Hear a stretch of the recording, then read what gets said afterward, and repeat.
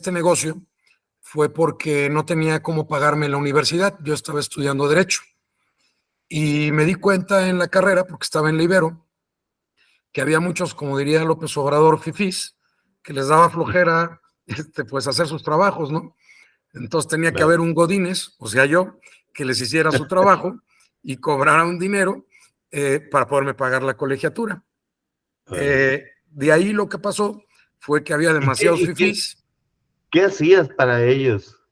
Pues ahí es donde empezó la cosa. Pues al principio nomás tenía máquinas de escribir y ellos me decían, oye, pues quiero un trabajo de, no sé, por un ejemplo, un lanzamiento de un producto al mercado, ¿no?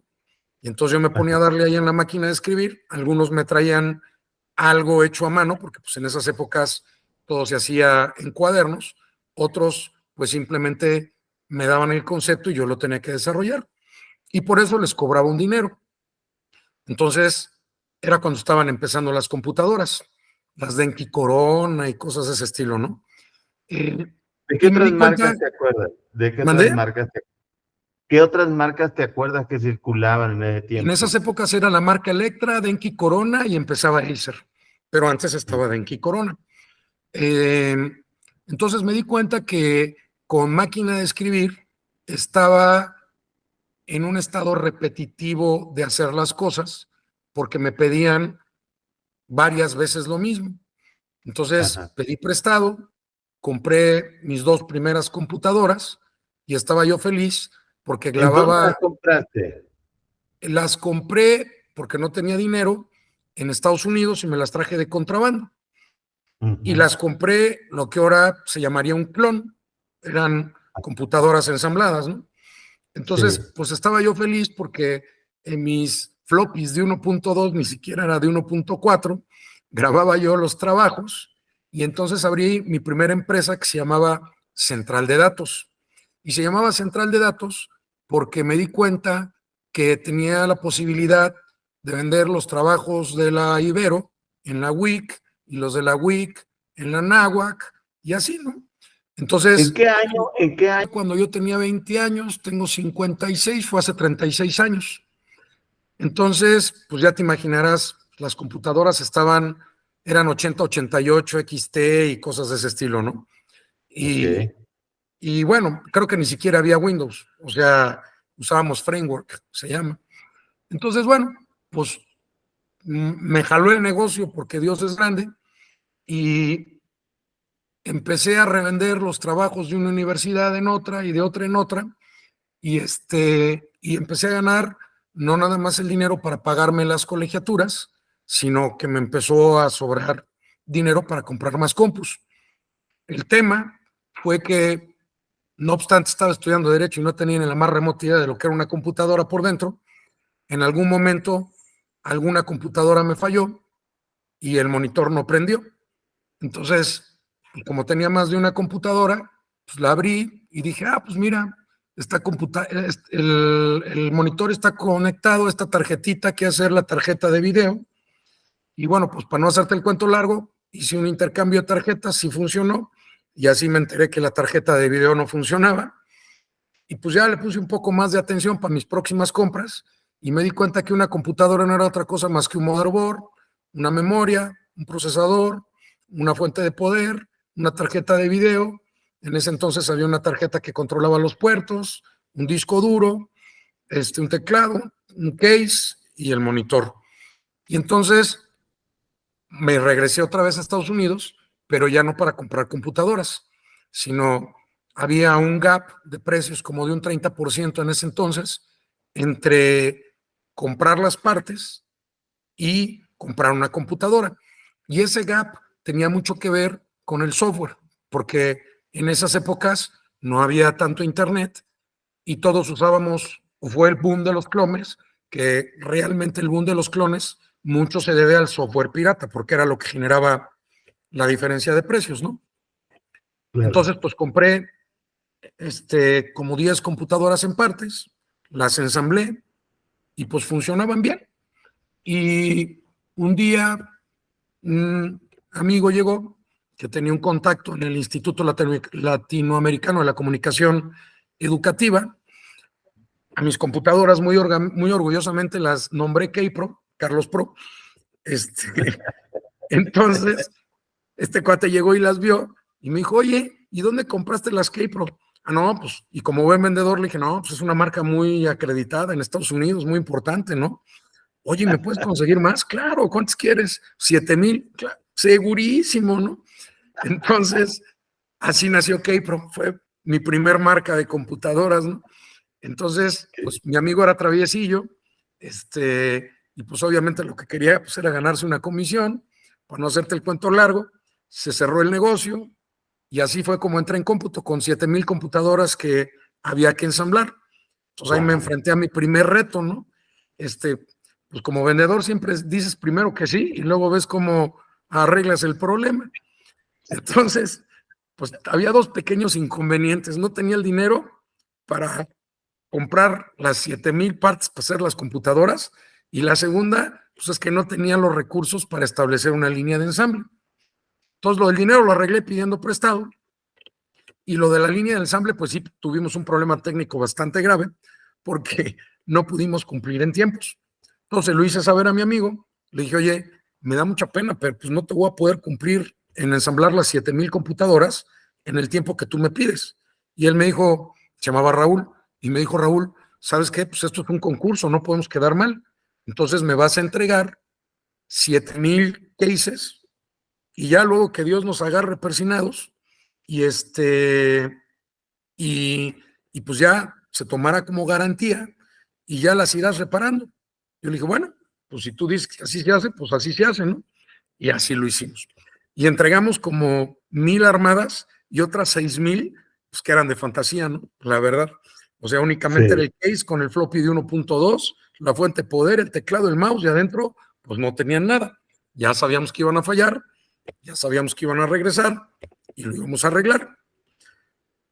Ahí, pues, ya sabes que la vida te juega sorpresas y la sorpresa fue que se empezaron a pelear en el ILSE, se llamaba este instituto, y se empezaron a pelear a un nivel tal que pasaron 6 meses, pasó un año, la garantía se acabó, pasaron 2 y no podían repartir las computadoras porque entre ellos pues no se ponían de acuerdo. Y por más que yo le decía a Raúl, oye, tienes unas computadoras que tenemos que acabar de ensamblar y tenemos que arreglar, él me decía, pues sí, el problema es que están en una bodega, se están peleando las diferentes secciones que componen el ILSE, no se ponen de acuerdo y ni tú ni yo podemos entrar a la bodega, ¿no? Y bueno, ¿y qué hacemos? Pues a esperar. Entonces, pues en la espera se acabó la garantía, corrieron, bueno, se cambió el gobierno, corrieron a mi amigo y como 8 meses después de 2 años, llegó el nuevo y me dijo, ¿qué crees? Nos robaron todas las partes en la bodega y nos ordeñaron las máquinas.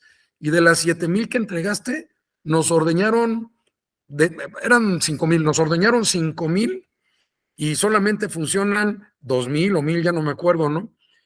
Pues la verdad ya no le podía decir lo que habíamos hecho porque ya horrible.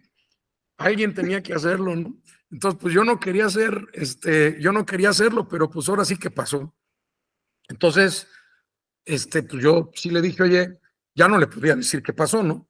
Le dije, bueno, pues no te preocupes, o sea, te podemos ayudar, y pues, tiene un costo, arreglamos esas computadoras, y eso me permitió, en una manera un poco ortodoxa, generar mi primer capital de trabajo para poner un negocio, ¿no? Fue algo que desgraciadamente me tiró pues mucha mala vibra con mucha gente porque no entendieron el fondo de la contraferia.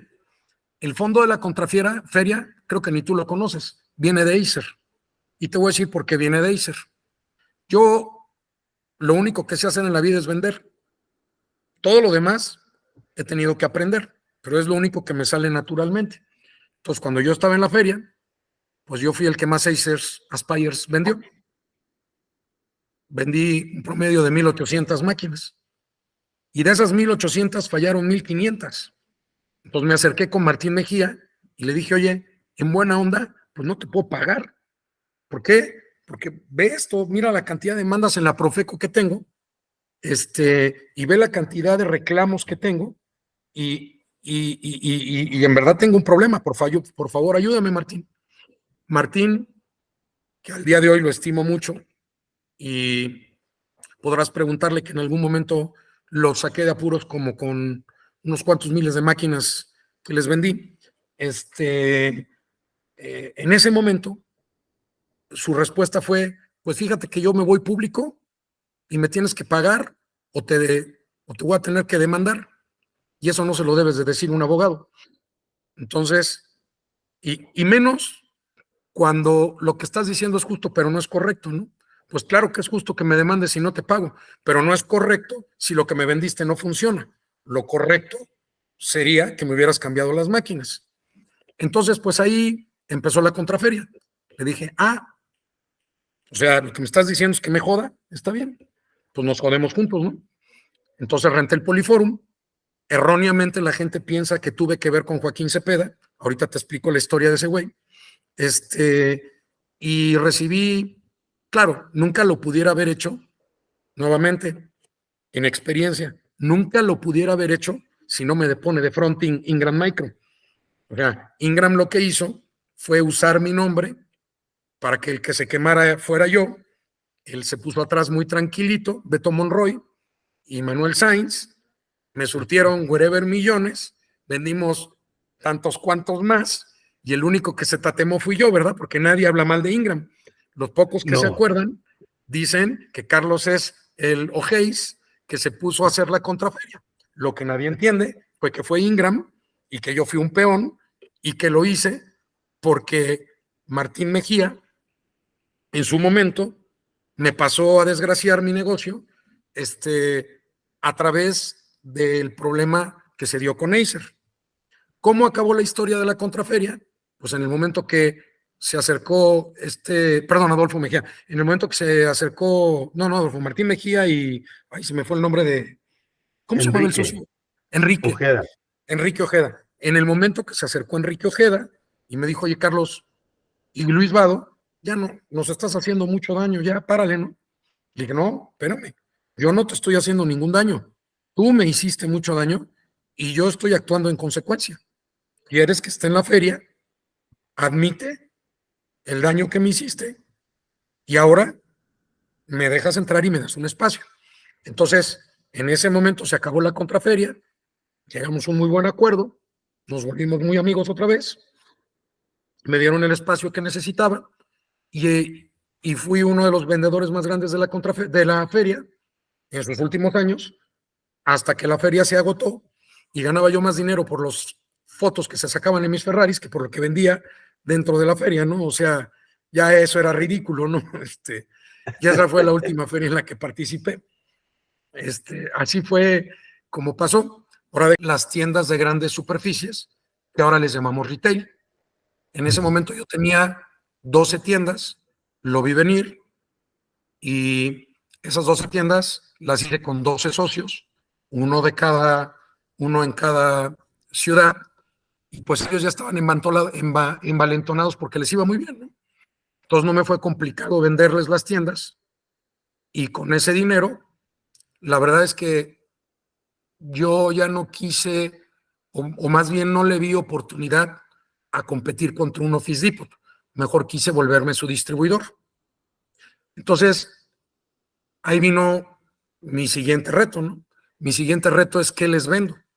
Entonces, para venderle a retail, pues no podrías venderle a través del mayorista, porque el mayorista no tenía la estructura, ni la tiene a la fecha, y además era un paso en el canal de distribución innecesario.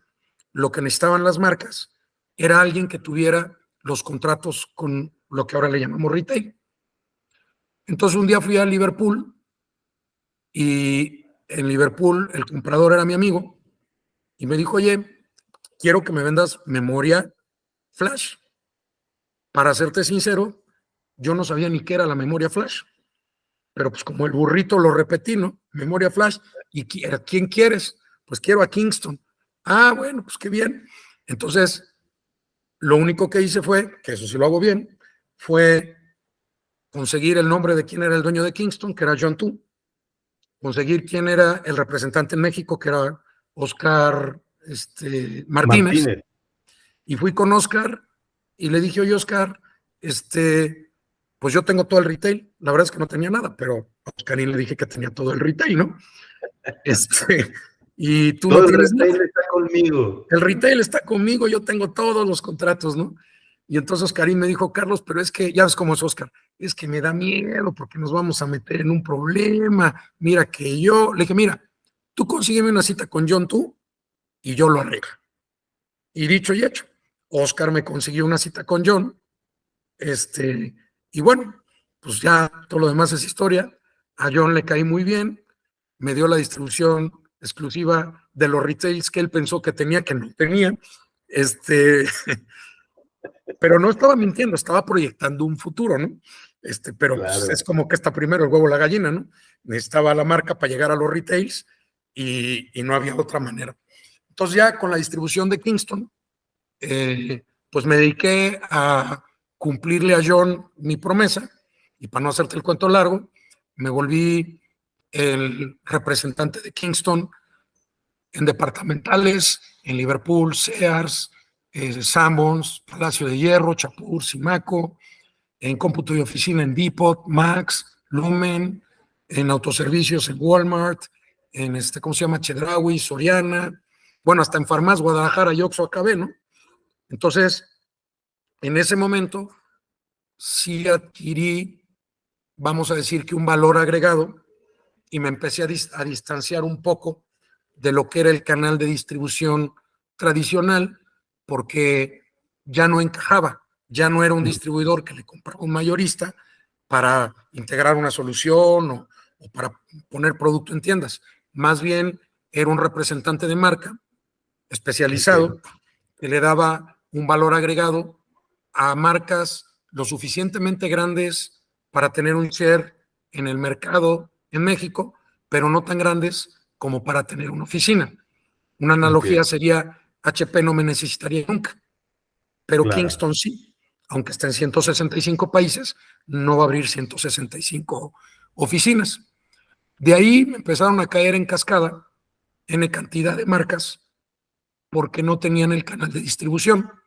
Es decir, decían, oye, pues si esta empresa ya está en México y ya distribuye a todos estos retails, pues ¿para qué abrimos nosotros una oficina?